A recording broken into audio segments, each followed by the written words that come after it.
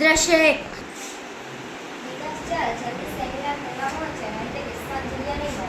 ધીરજ રાખ, આપણે ચાલે મોડા નથી, શાંતિથી જઈએ છે. તું બહુ ઉત્સાહિત છે, હું જાણું છું દોસ્ત. તું ડૉક્ટર બાસુને ઓળખતો હોય તો તું મારે જેટલો જ ઉત્સાહિત હોત મિત્ર. સાચું કહું, મને ફિલ્મમાં રસ નથી. ઠીક છે, જોવા ખાતર જોઈ લો. આ તો તું બહુ આગ્રહ કરતો હતો, તેથી હું આવું છું. તારા ડૉક્ટર બાસુને પણ સાંભળવા સમજવું. સારું સારું, ચાલ હવે. અરે ઈશ્વર, તું પણ આવે છે ને? હા યાર, આવી તો જલ્દી કરાતી હશે. ડૉક્ટર બાસુ આપણા જેવા વિદ્યાર્થીઓ માટે ખાસ પ્રોગ્રામ કરી રહ્યા હોય ને આપણે ન જઈએ તેવું ચાલે છે. ચાલ. લે સુહાસ, તારો પણ મજબૂત ટેકેદાર મળી ગયો. એવું નથી વિકાસ, ફિલ્મ એક મજબૂત કળા છે. એના વિશે જીવનમાં જાણવું જરૂરી છે. હું ક્યારનો એ જ વિકાસને સમજાવતી હતી. બધું તમે બે મિત્રો જ કહી દેશો કે ડૉક્ટર બાસુ વિશે પણ કાંઈ રહેવા દેશો? વિશાખા, તું પણ આવે છે ને? તને પણ સ્ટોરી લખવાનો બહુ શોખ છે. સ્ટોરી તો હું લખવાનું વિકાસ આજે નહીં તો કાલે, પણ લખતા પહેલા જરૂરી છે માર્ગદર્શક અને અનુભવ તો મેળવવો જ પડે ને. એટલે જ આજે બાસુંદાને સાંભળવાનો સમય કાઢ્યો છે અને ખાસ કરીને આપણો સેમિનાર આપણા સૌ માટે હોય તો કેમ ન જઈએ. લો ભાઈ, વિશાખા પણ સમય લઈને આવ્યો છે. વાંધો ને, આપણે પણ બેઠીને સાંભળીશું. તું સાંભળે તો એ ઘણું. દ્રશ્ય 2. ઓડિટોરિયમ. ઓડિટોરિયમમાં બધા બેઠા છે.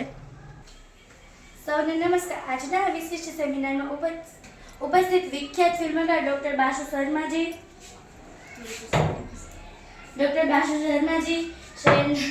શહેરના મેયર સાહેબ અને આપ સૌનું ઉષ્માપૂર્ણ સ્વાગત છે. આજે હું આપણા શહેરના મેયરશ્રીને વિનંતી કરું કે તેઓ આપણા અતિથિ ડૉક્ટર શર્માજીને સ્વામી દયાનંદ સરસ્વતીજી લેખિત સત્યાર્થ પુસ્તક આપી અને તેમનું સ્વાગત કરે.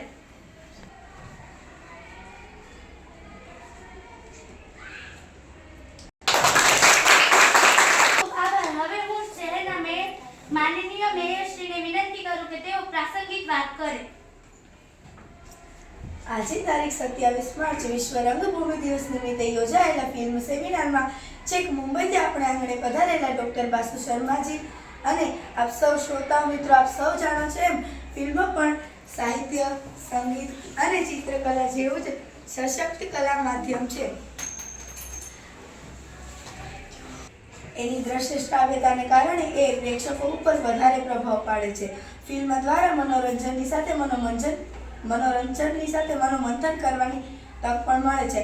આપણા દેશમાં ફિલ્મ ઉદ્યોગ ખૂબ મોટા પ્રમાણમાં વિકસિત થયેલો છે, ખાસ કરીને મુંબઈ અને દક્ષિણ ભારતમાં.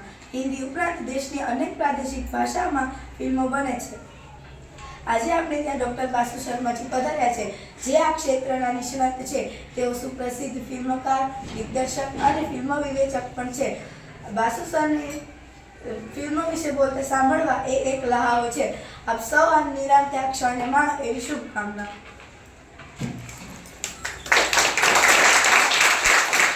આભાર મેયરનો. હવે આપણે સૌ જેમને સાંભળવા ઉત્સુક છીએ, માનનીય ડૉક્ટર બાસુ શર્માજીને વિનંતી કે તેઓ ફિલ્મકલા વિશે આપણી સાથે સંવાદ કરે. નમસ્કાર. આજે વિશ્વ રંગભૂમિ દિવસ છે. નાના શહેરમાં ફિલ્મ વિષયનો સેમિનાર યોજાયો તે ખૂબ ગૌરવની ઘટના છે. ફિલ્મ ભલે સીધી રીતે રંગભૂમિની કળા નથી, છતાં એમાં રંગભૂમિ આવી જાય છે. ફિલ્મ એટલે જીવનના વિવિધ રંગોની ભૂમિ, એક રંગમંચ છે. મારો પ્રાથમિક પરિચય આપું તો હું એક જમાનામાં અધ્યાપક હતો. મેં સાહિત્ય અને ફિલ્મ કલા વિષય પર PhD કર્યું છે. એ પછી હું ફિલ્મ નિર્માણમાં વ્યસ્ત થયો. મેં અત્યાર સુધીમાં 7 ફિલ્મોનું નિર્માણ કર્યું છે.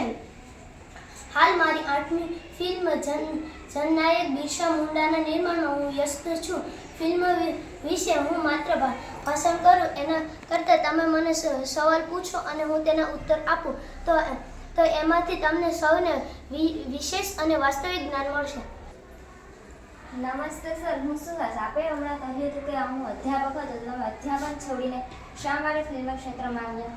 શિક્ષણ આપવું એ કોઈ પણ શિક્ષક માટે ગૌરવનું કાર્ય છે, રાષ્ટ્ર સેવાનું કામ છે. પરંતુ મને બાળપણથી જ ફિલ્મ જોવાનો શોખ હતો.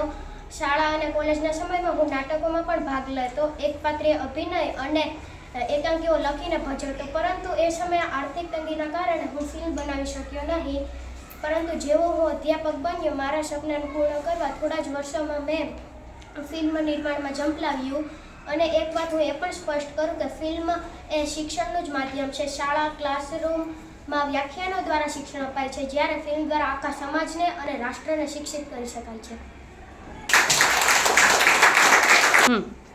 શું ફિલ્મ ક્ષેત્રને વ્યવસાય તરીકે સ્વીકારી શકાય છે? એમાં કેવી ને કેટલીક સંભાવનાઓ રહેલી છે? હા, બિલકુલ સ્વીકારી શકાય. તેમાં અનેક સંભાવનાઓ રહેલી છે. 2-2.5 કલાકના એક ફિલ્મ નિર્માણમાં અનેક લોકોને રોજગારી મળે છે. જેમાં ખાસ કરીને સ્ક્રિપ્ટ રાઇટર, સંવાદ લેખક, દિગ્દર્શક, સહદિગ્દર્શક, ગીતકાર, સંગીતકાર, અભિનેતા, અભિનેત્રી, મેકઅપમેન, કેમેરામેન અને શૂટિંગમાં પણ ઘણા લોકોની જરૂર પડે છે. મિત્રો, આ ઉપરાંત ફિલ્મ નિર્માણ બાદ તે દેશભરના થિયેટરમાં રિલીઝ થાય છે. આ રીતે લાખો હજારો લોકોના પરિવાર નભે છે. સર, મારો પણ એક સવાલ છે. હા, પૂછો. આટલા બધા લોકો મળીને ફિલ્મ બનાવે છે ત્યારે 2 થી 2.5 કલાક લાગે છે એવું આપે કહ્યું હતું. પણ સોરી સર, મારું માનવું એ છે કે અમારા જેવા યુવાનો અને સમાજને ગેરમાર્ગે દોરે છે એવું મારું માનવું છે. આપનું માનવું શું છે? તમે ખૂબ સરસ સવાલ કહ્યો છે. તારા જેવો વિચાર ઘણા યુવાનોનો હશે, એટલે એ જણાવવું એક વાત સમજાવવી ખાસ જરૂરી છે કે ફિલ્મો પણ એક સાહિત્ય છે અને સાહિત્ય કદી કોઈને ગેરમાર્ગે ન દોરે.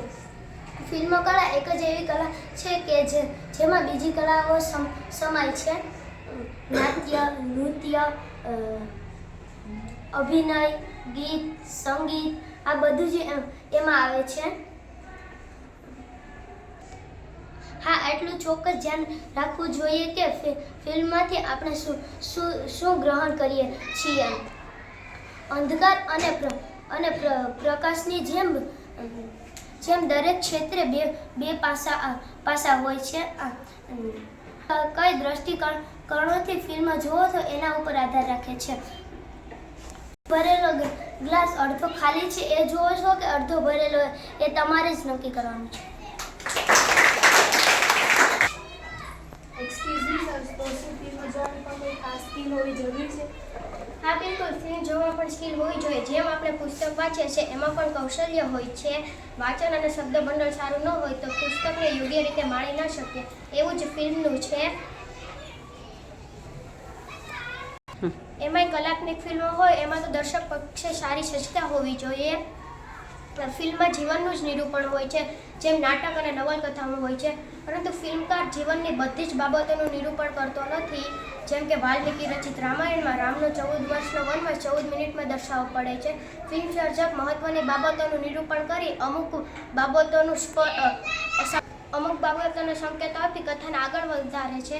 એકાદ પ્રસંગોમાં કેટલાક દ્રશ્યો કે થોડા સંવાદોથી પણ સ્પષ્ટ કરી આપે છે. જેમ કે વેદવ્યાસ રચિત મહાભારતમાં પાંડવોનો વનવાસ પૂર્ણ થાય છે ત્યારે યુધિષ્ઠિરના મુખે ડાયલોગ મૂકવામાં આવે છે કે જોતમાં 12 વર્ષ પૂર્ણ થઈ ગયા પ્રિય ભીમ. હવે આપણે ગુપ્તવાસ અંગે વિચારવું પડશે. જો દર્શક સજ્જન ન હોય તો ફિલ્મની ગતિ સાથે તાલ ન મિલાવી શકે અને ક્યારેક ગેરસમજ થઈ જતી હોય. બહુ સરસ. સર, બીજી કઈ બાબતો છે મહત્વની ફિલ્મ જોવામાં? ફિલ્મ એ માત્ર મનોરંજનનું માધ્યમ નથી, તે આંખ અને મગજનું માધ્યમ છે. ફિલ્મને જોવા કરતાં સમજવી વધારે જરૂરી છે. અને ફિલ્મના વિવિધ પાત્રો અને પ્રસંગો દ્વારા કથા આગળ વધતી હોય છે. દરેક ઘટનાના ભાવિ સંદર્ભ હોય છે. જો આ બધું ચૂકી જાય તો કથાનો આનંદ ઓછો પામી શકાય છે. ફિલ્મમાં ગીત અને સંગીતનું પણ એટલું જ મહત્ત્વ હોય છે. ગીતો કથાના પ્રસંગોને અને પાત્રોના સુખ દુઃખને નૃત્ય અને સંગીત દ્વારા પ્રગટ કરે છે. તે બધું સમજવું જરૂરી છે. તો વળી ફિલ્મોના ઘણા પાત્રો પોતાના મનની વાત પ્રકૃતિના વૃક્ષો, વાદળ, વરસાદ, પશુ પક્ષીઓ, પર્વતો કે પુષ્પોના માધ્યમથી પણ અભિવ્યક્ત કરે છે. તે બધું સમજવા થોડી સજ્જતા હોવી જરૂરી છે.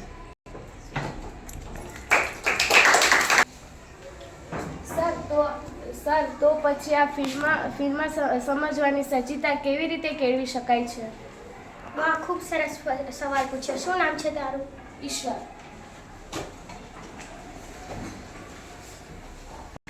સજ્જતા એટલે સમજણ, સભ્યતા અને સંસ્કાર.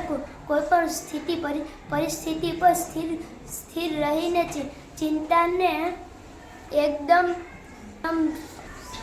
એકદમ શાંત રાખવાની કળાને પણ સજ્જતા કહી શકાય છે. અને તે માટે યોગ્ય ગુરુ, આપણા ગ્રંથો અને યોગ્ય પુસ્તક અને યોગ્ય મહાન વ્યક્તિનું જીવનમાં પ્રેરણા લઈને સજ્જતા કેળવી શકાય છે.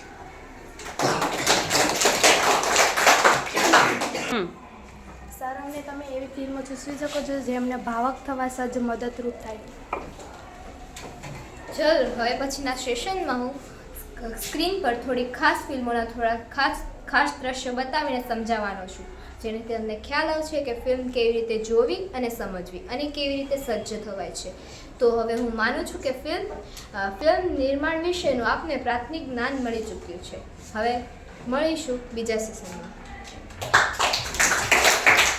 બાસુ સરે ફિલ્મ વિશે ખૂબ સુંદર સમજ આપી. હવે હું શિક્ષક શ્રી મુકુંદભાઈને વિનંતી કરું કે તેઓ આભાર દર્શન કરે. વિદ્યાર્થી મિત્રો, ડૉક્ટર બાસુ સરે આપણને ફિલ્મનું એક કળા તરીકે મહત્ત્વ અને ફિલ્મો જોવાની સારી રીત વિશે સમજણ આપી છે. આ બધું તમે ધ્યાનથી સાંભળ્યું છે, જે એક વ્યક્તિ તરીકેના ઉપયોગમાં ઘડતરમાં ઉપયોગ થવાનું છે. આ માટે સંસ્થા વતી હું ડૉક્ટર બાસુ શર્માજીનો આભાર માનું છું.